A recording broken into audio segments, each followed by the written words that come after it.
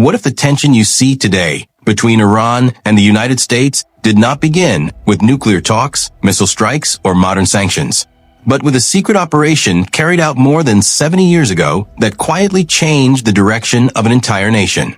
Most people think the hostility started in 1979, but the real turning point happened in 1953, when a democratically elected leader was removed in a covert operation that reshaped the Middle East forever. When the Islamic Revolution overthrew the Shah in 1979, it was not simply a rejection of monarchy. It was a rejection of decades of foreign influence that many Iranians believe began with the 1953 coup. The new leadership built its political identity around resisting Western interference, particularly from the United States, which it accused of manipulating Iran's sovereignty for strategic and economic gain. This historical memory shaped Iran's foreign policy, its military strategy, and its pursuit of regional influence across the Middle East, including its support for allied groups and its investment in missile and nuclear capabilities.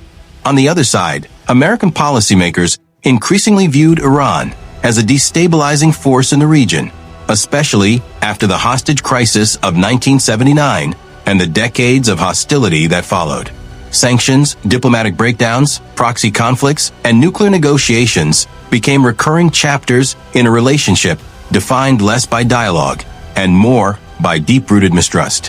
When tensions rise today, whether through military posturing, regional confrontations, or disputes over nuclear enrichment, both governments are operating with historical memory in mind.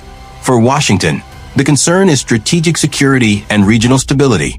For Tehran, the narrative remains one of sovereignty, resistance, and unfinished historical grievance. Understanding this tension is not about predicting war or choosing sides, but about recognizing that current events are rarely isolated moments. They are often the latest chapter in a story that began generations earlier.